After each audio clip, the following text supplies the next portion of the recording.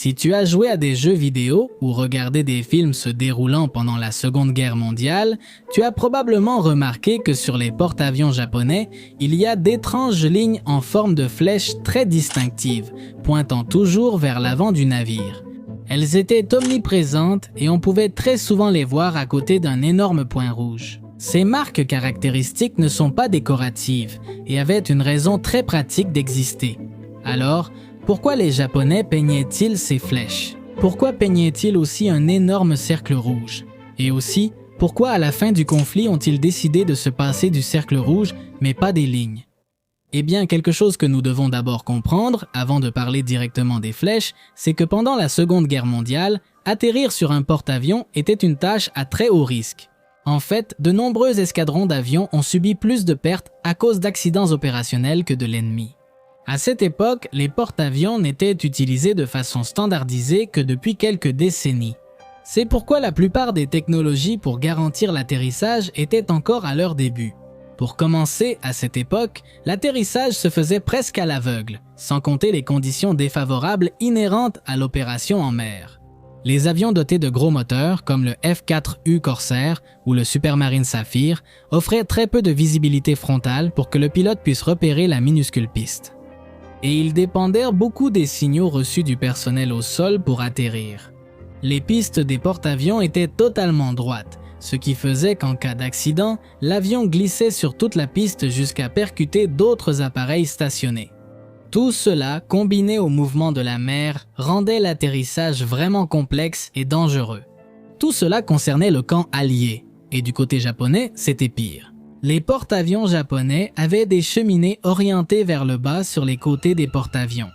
Cela réduisait les turbulences sur le pont d'envol et le rendait plus dégagé. Mais lorsque le porte-avions tournait, toute la fumée recouvrait le pont.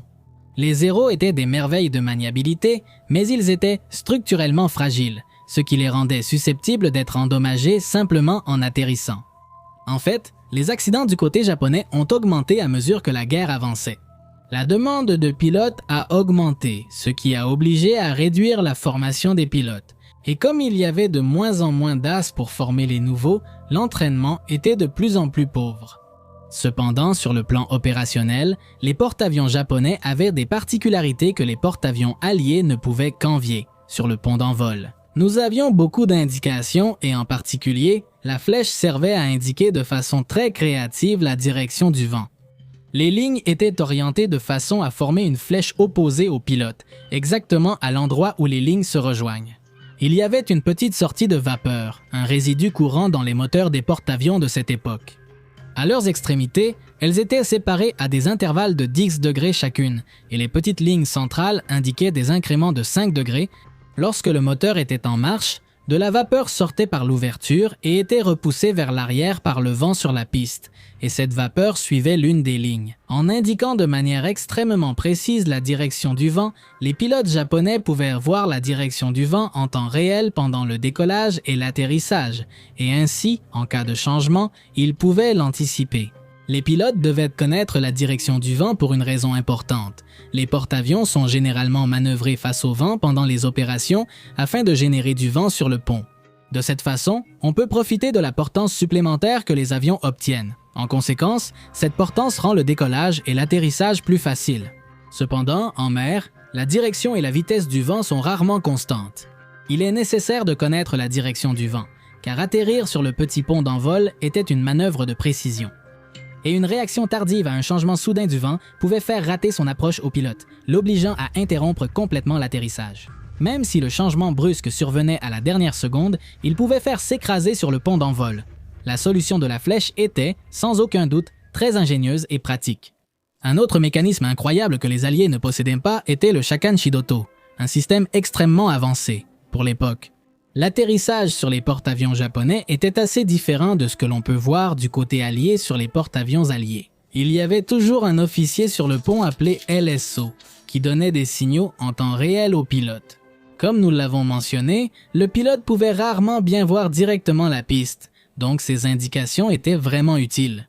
Sur les porte-avions japonais, il n'y avait pas d'officier ayant une telle responsabilité. Y avait-il quelque chose de similaire? Par exemple, il y avait un officier de commandement dans la tour, appelé Shishuku, qui était le superviseur chargé de toutes les opérations. Il avait plusieurs assistants sur le pont d'envol, comme les Seiseibin, qui, contrairement aux officiers de signaux américains, ne donnaient pas de signaux pour l'atterrissage. Mais ils signalaient quand même aux pilotes si l'atterrissage était sûr. Les Japonais, eux, utilisaient un système de guidage lumineux au lieu d'un homme.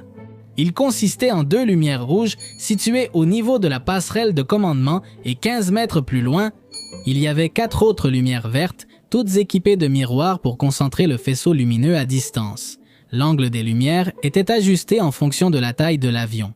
L'astuce consistait à manœuvrer l'avion de façon à ce que, lors de l'atterrissage, les lumières rouges soient juste en dessous des lumières vertes. Voir uniquement des lumières rouges signifiait que tu volais trop bas, tandis que des lumières très espacées indiquaient que tu volais trop haut.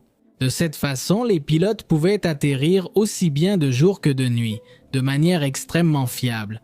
Maintenant, pourquoi? Le porte-avions japonais avait généralement un énorme point rouge au centre. Même si cela semble être une façon très esthétique de représenter le soleil levant japonais, cela avait en réalité une raison pratique. Le grand point rouge sur le pont. Il permettait de voir le porte-avions à des centaines de kilomètres, contrastant avec l'océan Pacifique, et servait de point de référence pour aligner l'avion avec le porte-avions, pour atterrir. Il était visible même dans les pires conditions météorologiques. Cependant, les Japonais n'ont pas envisagé que cela puisse être utilisé contre eux. Les bombardiers sans piqué américains ont commencé à utiliser ces cercles comme cible. Bien que cela ne se trouvait pas au cœur du porte-avions, détruire cette zone rendait le pont d'envol complètement inutilisable, transformant le porte-avions en un coûteux paquebot de croisière. C'est pourquoi, après le désastre de MET, les porte-avions japonais ont cessé d'utiliser le point rouge en masse. Si ces informations t'ont plu, tu aimerais peut-être savoir pourquoi l'hélice des sous-marins doit toujours être cachée. Merci d'avoir regardé cette vidéo et au revoir.